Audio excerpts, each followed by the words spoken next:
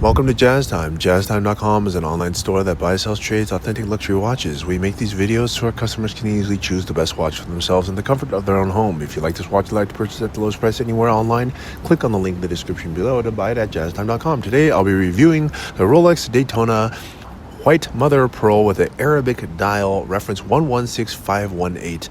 I'll tell you a little bit about the history of this model, then I'll tell you about the case bezel dial bracelet movement, finally try it on and give you my thoughts. So let's start.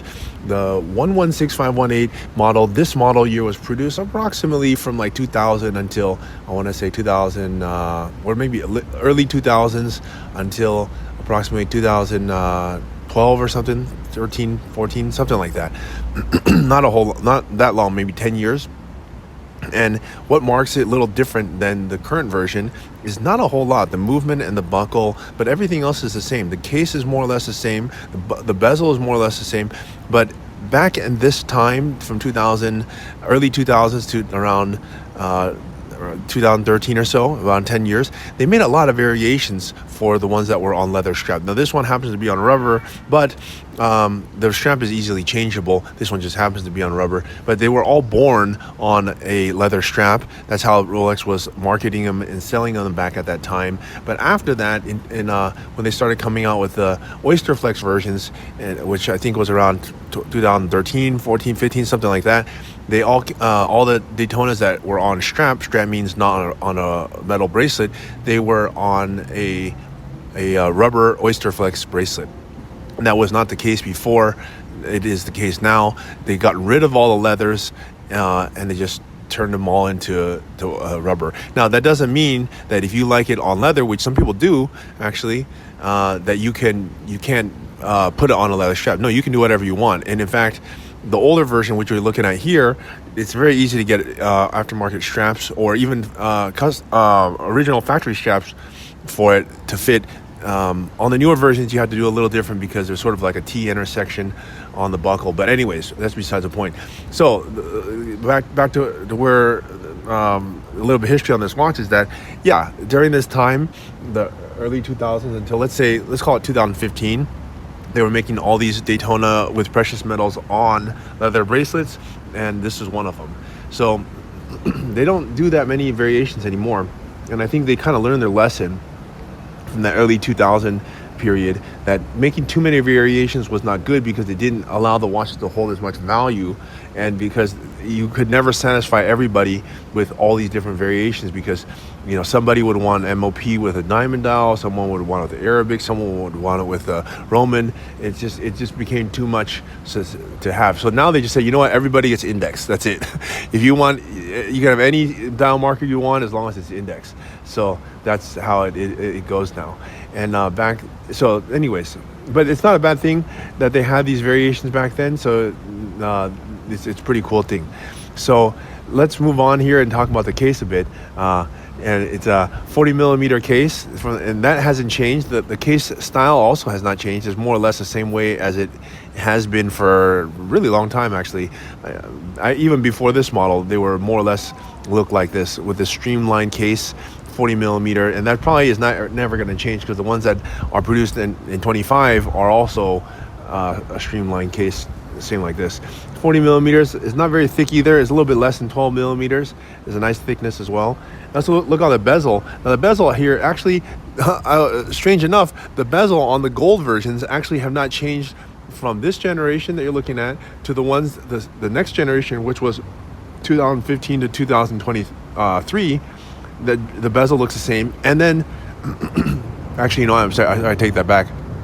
No, never mind. I take that back. In 2015 to 2023, the bezels went from gold to ceramic. Yes, that's correct. Yeah, they changed the bezel to ceramic, and then so they've been ceramic ever since. So yeah, I guess that would be a major change. But the design of it still stays the same. What I mean by that is, like, you look at the triangle at the 60, 65, 70, 75.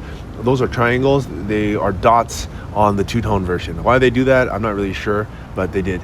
And it looks better with this version here. Okay, anyhow, the bezel, it's just an aesthetic thing, but yeah. And the next thing is the dial. Now here, this is mother of pearl. I think mother of pearl is a it's a really nice dial, and they're all kind of unique, but they're all kind of similar in the same way. They all pass Rolex's quality control, which means they must be of a certain level, which this one is. And they have this very different, unique hour markers, which is Arabic. They don't really do Arabic numbers anymore. I can't really think of another watch that they do Arabic numbers. So it's quite a unique dial color here, if you ask me. And yeah, it looks nice.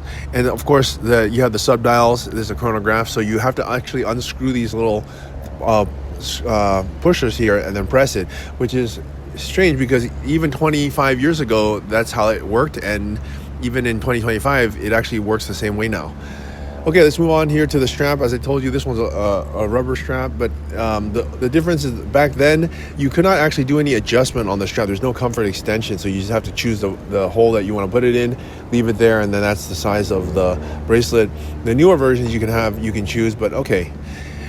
So anyways, yeah, you can choose whatever strap. I think a nice crocodile brown cognac strap might look nice on this, but hey, that's up to you. Okay, now let's look at the movement. The movement can't be seen anyways, but it is a 4130 movement. I think they've now moved on to a 4131 movement. They used this 4130 movement from 2000 until 2022, actually 23, which is a long time. That's like what, 20 something years. And why not? Think about it. It's a good movement. It was working for a long time, and there's a lot of parts for it. It's a tried and tested movement. There's nothing wrong with it. But they have since gone on to make a better movement, which is a 4131 movement, which they're now using in all the new Daytonas. All right, anyways, it still makes this one a good movement. Now, time for me to try this watch on my wrist and give you my thoughts. Now, my thoughts are like, look, if you want to buy a watch that has a gold bezel as opposed to a Oyster Flex or a ceramic bezel, because you know that when you put a ceramic bezel on it, you kind of have to pair it with rubber because it makes it look more sporty. It already looks more sporty by having a ceramic bezel on it, so you have to pair that with a rubber strap, and it makes the watch totally look sporty. Makes it look like a absolute sports watch, which is not a bad thing because Daytona is a sports watch. It has relations to racing and whatever, but some people don't like to wear it in that way. Some people like to wear it in a dress fashion. So the only way you can get a gold bezel now is by buying it with a gold bracelet, and so that can kind of be costly, and you might not want that, you know, because gold bracelet now is going to cost you like, you know, close to $50,000 if not more.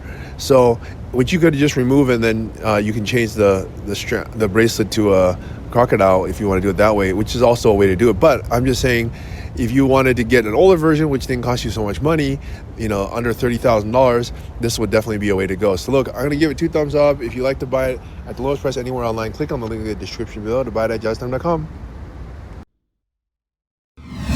If you want to find out more about the watch you just saw in the video, you can just click below on Show More to see the full description. Then you can check the link next to Model as seen in video, click on it, and you will get to the proper page where you can see all the details. If you're watching on a mobile phone, you have to click on the arrow down on the right hand side below the video to see the full description. If you like this video, please give us a thumbs up. If you would like to share this video with your friends, you can use the share button below and share it on any platform you like.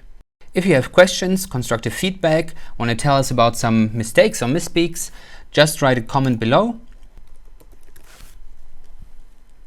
If you want to see more videos like this, you should subscribe to our channel and visit our channel page where you can find all the videos. And if you're interested in a specific watch brand, you can check out our playlists. If you want to check the price for a watch or want to buy one, remember at jazztime.com you always get a steep discount, so you should check the prices with us. If you want to know the price for a specific watch, just go to Google, type in JazzTime, plus the brand, model, and the details you're interested in, and Google will find the right page for you.